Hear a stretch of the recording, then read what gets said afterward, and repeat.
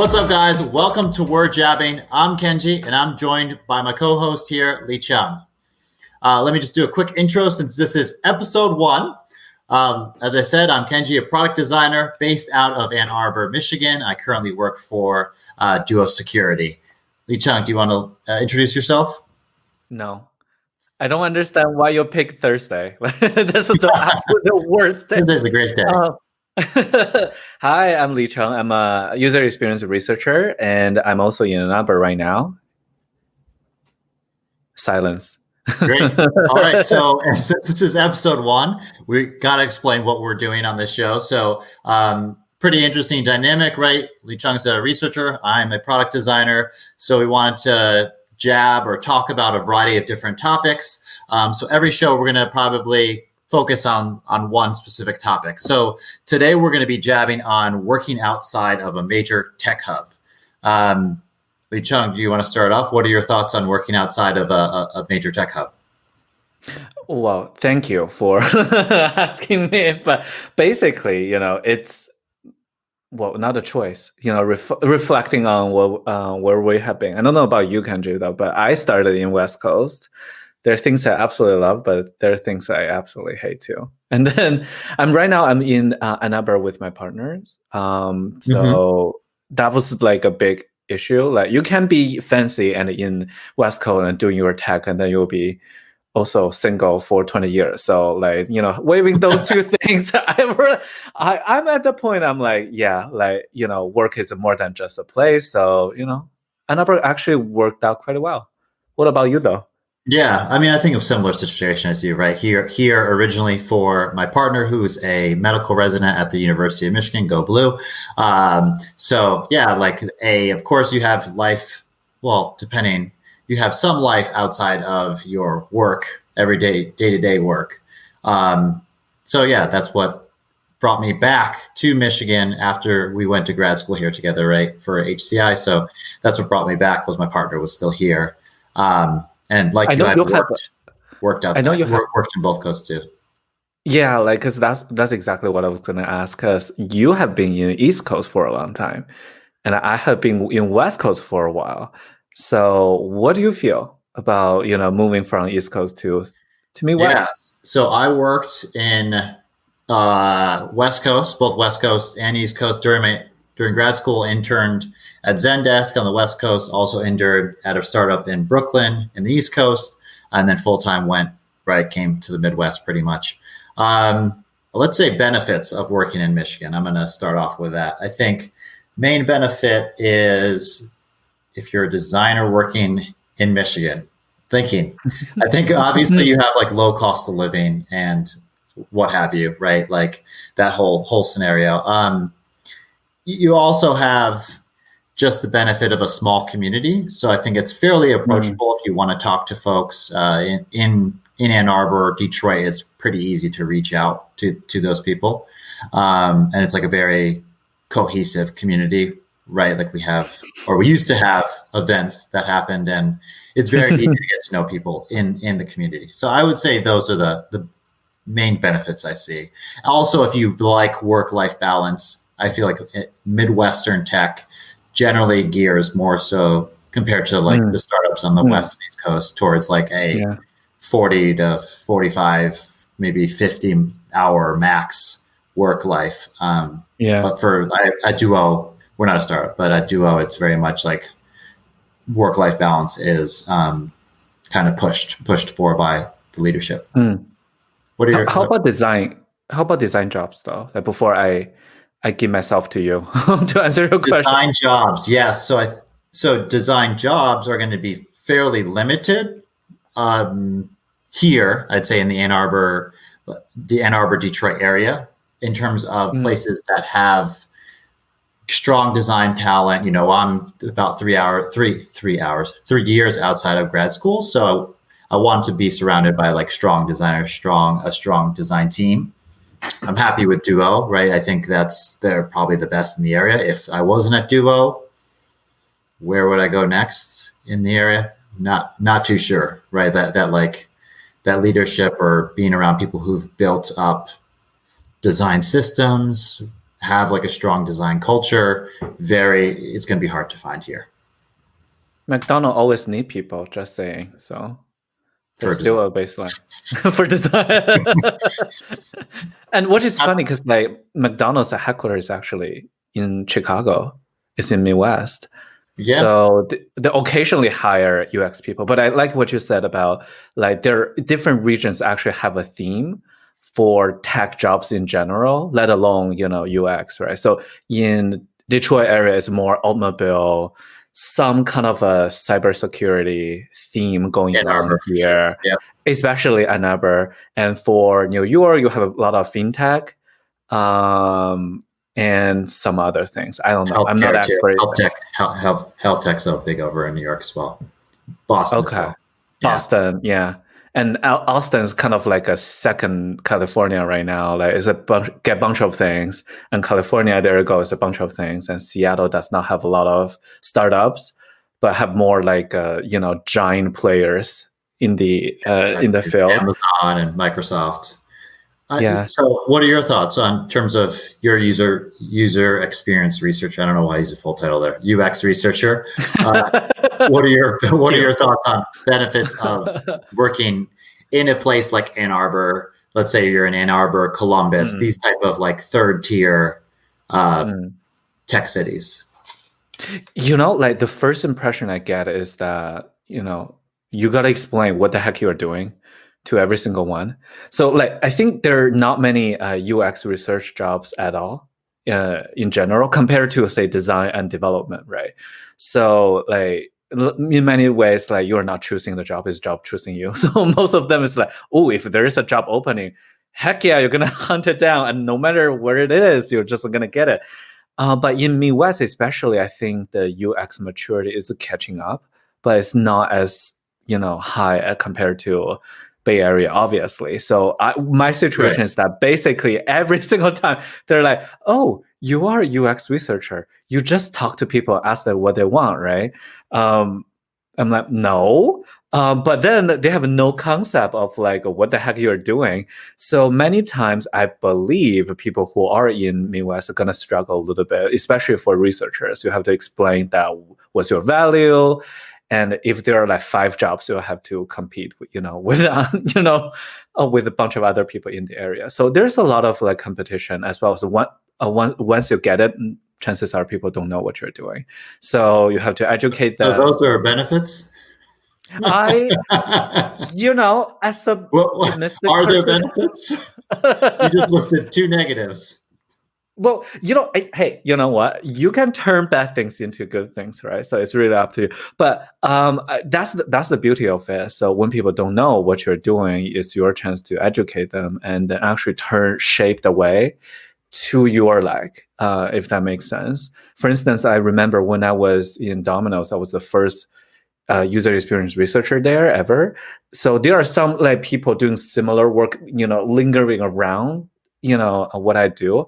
But I was the first person, so people don't know what to expect. So I got to establish all the processes and teach people what should they expect. And one downside is that you have to fight for money. I remember there were times that like, I want to do a research and have to fight for like $50, or like, so that was interesting. But other than that, having a blank canvas also is a good thing if you are the person who like doing something like that. I can totally see that people don't like doing that too. Yes, like paving a new pathway of being either the first user researcher, UX researcher, or designer at a company is going to take probably a certain type of personality and maybe also a certain level of your career, right? For me, at least, that's something like, I want to do it maybe when I'm at like the 5-year mark in terms of experience, I feel comfortable. Hey, I'll be the first designer at the startup, kick off processes, set the processes, all that type of thing. But what do you think? So if I'm hearing you right, there are definitely drawbacks of being in a town like Ann Arbor, or I'm calling it a third tier type of tech scenario. Obviously, things are changing now, right? COVID means that jobs can be anywhere. Remote work is possible. You can live in Helsinki. You can live in Thailand, theoretically, Colombia. How does this change things? Does it change things?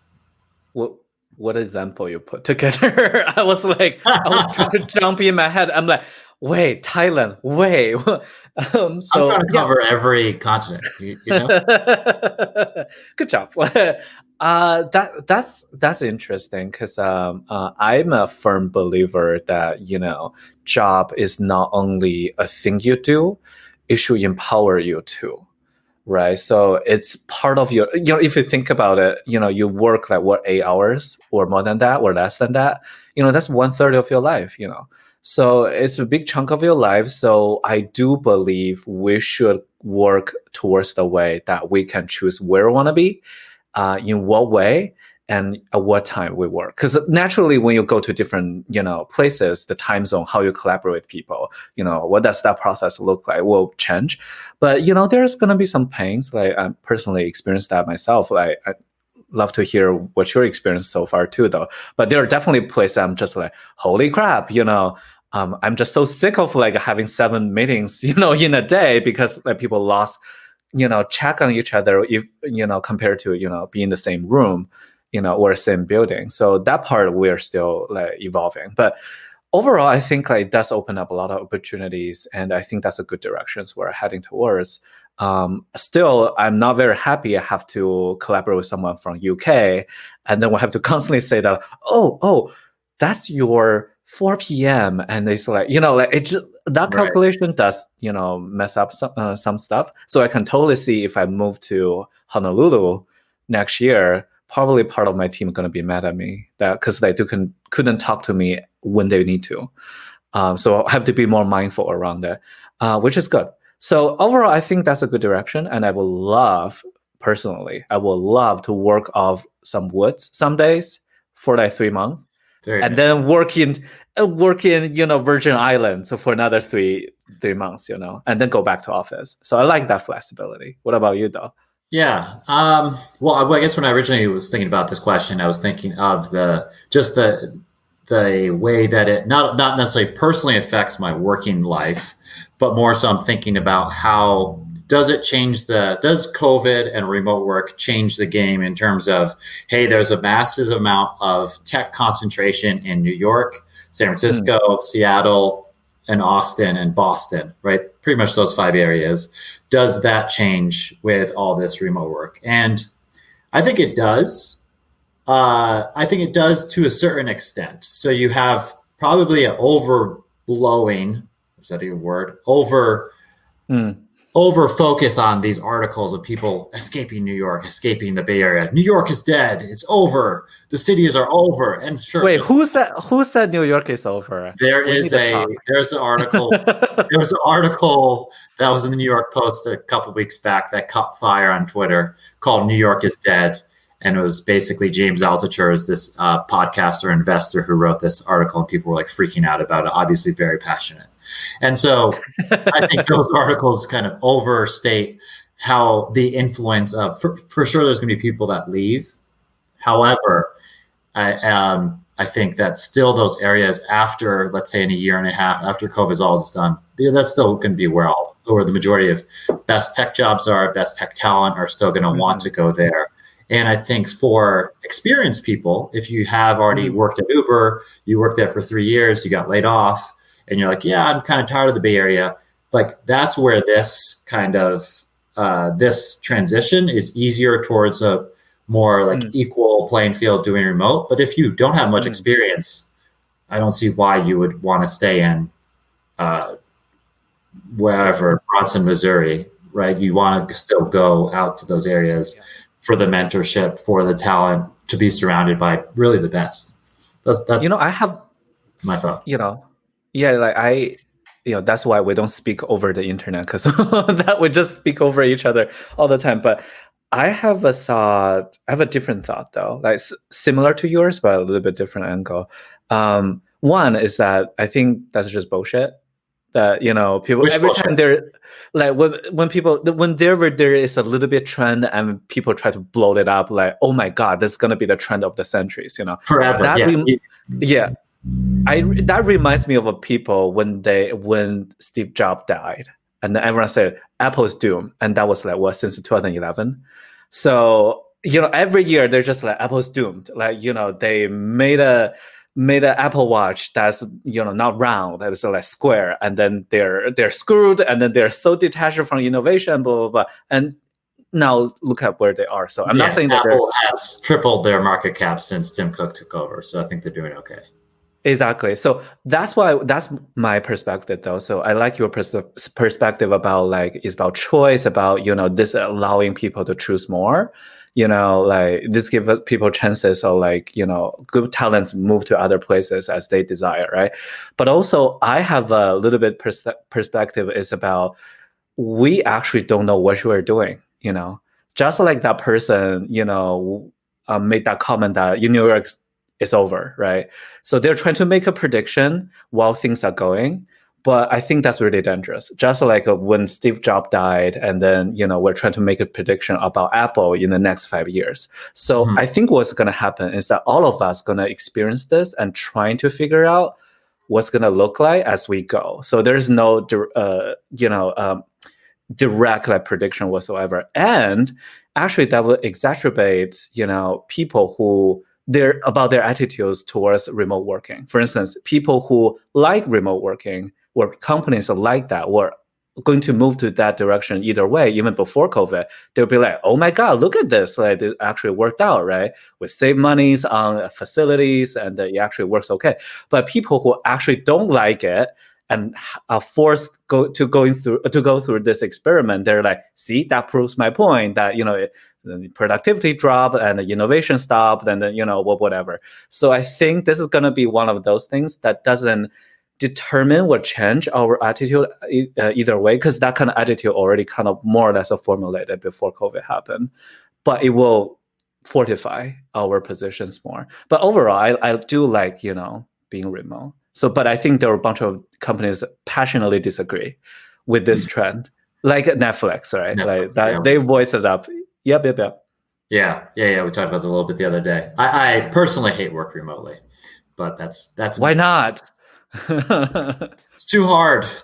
Build relationships. I think there's something nice about just being in the office with folks. I also live 10-minute walk to my office, and it's nice to have that context switch between work and home.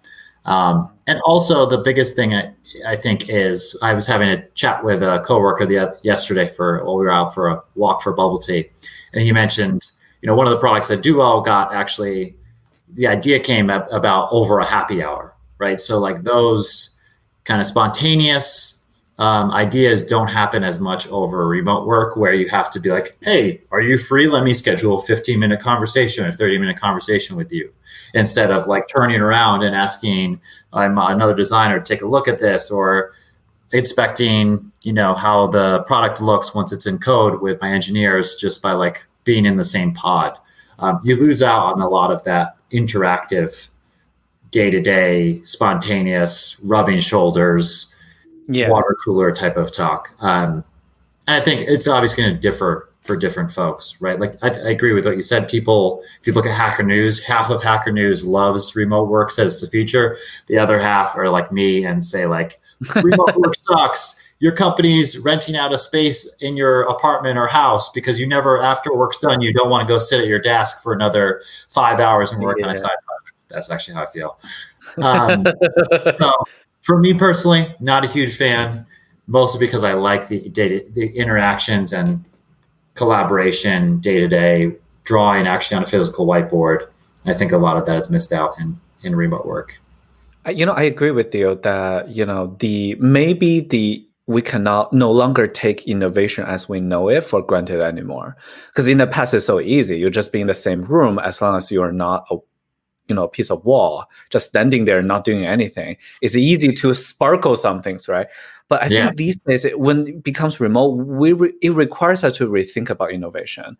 We cannot just like wait and sit in front of a desk, and the whole innovation just going to happen out of nowhere. You have to be more intentional. For instance, I will, actually intentionally schedule time with my coworkers who I thought I will have a long-term relationship with. Will literally just like be mindful and just sit down and chat. And occasionally that kind of, new idea still happens, right? So it just becomes more intentional and in a different way. So I think, but I think most of us still expect that, the mode of work change, but the work style should be the same. I don't think that's going to happen. So the work styles have to follow the work mode, which is like remote. So which we will need to figure out, obviously, as we go. But hopefully that's not going to be too long, because I'm so sick of sitting inside and then, like trying to grab like ice cream and then walk to an ice cream store and realize I forgot my mask and I have to come back and then get it. That is the worst experience ever. Licheng, if that's your worst experience ever, you're living a very privileged life. With a third world problem, along with the Wi-Fi signal is not strong. That's a first. The upper echelon of first world problems is I forgot my mask while going to the ice cream store to get ice cream. So, all right, I'm going to bring it back to what we are a little bit talking about, and maybe we'll wrap this up a little bit. But like, we talked about tech hubs working in the Midwest or outside. Doesn't have to be Midwest. Outside of tech hub, that could be Albuquerque, New Mexico, I suppose. So, what is do you have a pitch? Do you have a pitch for working outside of tech hub? Are you an advocate for, hey, get out of San Francisco, get out of New York, etc.? Or what are your thoughts? Oh man, you asked me a great question. I'm so tortured right now. So I think half of my soul is in big city, and half of my soul is actually in the woods right now. Yeah, my left and the right half. But basically, I think it's about understanding who you are. Because if you think about it, your work is just part of your life. So choosing where you want to be, just like choosing what industry and what kind of job you wanna have. So the more you understand yourself, like myself, I like UX because I like interacting with people. I like learning from them. I like this kind of discovery element of being a researcher. So that really works well for me. At the same time, I like being where action happens. At the same time, I like to retrieve back to a place where I can recharge. So Ann Arbor is a good combination of both so far. Maybe in 2 years I will change. I'm like, what the heck is this thing? I want all the pollution in my face. Then I think at that time I would totally want to go back to big cities. But yeah, it's about like understanding who you are. So it's less about, which place. Any place could be great for you, but you gotta know like where your heart sits almost. I think it's a good way of putting it. I would tend to agree. It's going to depend on the person, right? For me, at least for myself, I think that work or my desire to really excel on design and want to be like and I think Duo was great in terms of Ann Arbor and where it sits. And we have great people from the coast as well. But in my head, still, there's something about the coast that's like, these are the meccas for designers, or these are where designers should be. That being said, I think recently over the last couple of weeks, I've been thinking, and you even just looking on the internet, you see people who are like really flourishing outside of tech hubs. They're like freelancing and they're out in like rural Georgia or somewhere in Ukraine. And so there has been a lot of it. I think once you get some sort of skills, there is, at least for design, there is this thing of it's kind of up to you. And it's not going to be like, oh, I'm in San Francisco. Poof, I'm magically a great designer, right? You're going to be exposed to people, but a lot of it's just going to be on if you have access to things, or if you are on the internet, you can have access to things, resources, education, that type of thing. A lot of it I see is just, there's plenty of designers who are killing it and doing work from Spain and work from wherever. I was on the Figma conference today, and which is based like Figma Europe.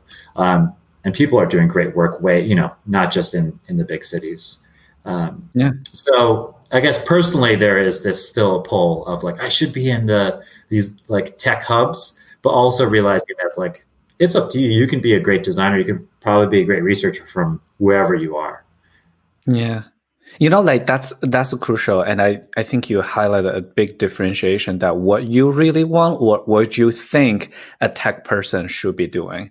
That's different, right? So sometimes like we do fall into the expectation trap that, now we work in UX, now we're in tech. If we were not in tech hubs, then what kind of a horrible UX persons we are, So, and that fights with like what you really want, deep down. So, that's going to be a constant, battle for a while. But I'm a firm believer that, following what you really want to do is going to make you actually happy, even though you're still going to have like moments you're like, I really wish I'd have done that. But understanding yourself, I think, will help to answer this question. But I think because of COVID, that remote becomes a more mainstream option now, does give people more options to choose, which is very great. All right, let's wrap up. We're going to go to our kind of brief section that we're going to do every week, which is what's going on with you this week. Talk about something you've read, watched, just something easy, interesting, can be related to UX or not. Licheng, you want to kick it off? Yes, I think I've been complaining this to you offline, which is about I'm moving back to Ann Arbor. So right now I'm actually 10 miles away from Ann Arbor. So thank God that's happening soon. So we will see, next week if I'm crying, if you see me crying, that's because I'm moving my couch. That's the worst thing ever. And also I listened to this this workshop that hosted by Jared Spool. And that was focusing on like what's the role of persona playing in the product development processes. And he has some pretty strong opinions about personas. I happen to have a strong opinion about personas. I didn't know this. So yeah, like that was interesting. That's basically a workshop talking about like when is a good time, and that persona is supposed to serve a purpose, which is bringing people together and having a same ground understanding of customers, right? But these days, persona have been abused, and they've been used for purposes that are not supposed to be used. And so that was a good, kind of catch-up workshop. Nice. For me, today actually is my birthday. So happy birthday to me. Woo-hoo. So we're recording podcast number 1 on our birthday. My birthday. So that's fun. And what else is going on? I think one of my favorite things this week was Fatima, my fiance, and I. We watched The Social Dilemma on Netflix, which is going fairly viral right now, talking about design ethics and tech ethics, specifically as it relates to social media.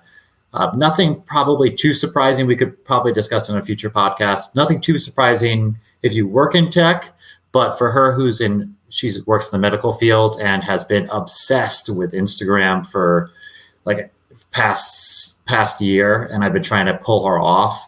I think it really opened her eyes, and she's become like a mini Tristan Harris, telling her sisters and her friends, hey, get off Instagram. This is how it's bad for you. It's not helping your life. So that's been kind of cool just to see the impact of this documentary on someone who doesn't work in the tech field, and also just hearing the chatter from my friends who are not working in tech as well. So that's something cool to check out too. Do you want me to sing you a happy birthday song in Chinese? Yeah, let's do it. I'm going to wrap up on that. I anticipate you said no. So this is the best you offered. Okay, all right, let me see. If we scare our audience away, that's because of this. 祝你生日快乐，祝你生日快乐，祝你生日快乐，祝你生日快乐 Kenji, yay! Woo! All right, that's a great way to wrap up episode 1. Thank you to everyone for listening. Thank you, Licheng, for singing me happy birthday in Chinese, and we'll be back soon. Go ahead and subscribe to our podcast and like us everywhere you can. We really appreciate it.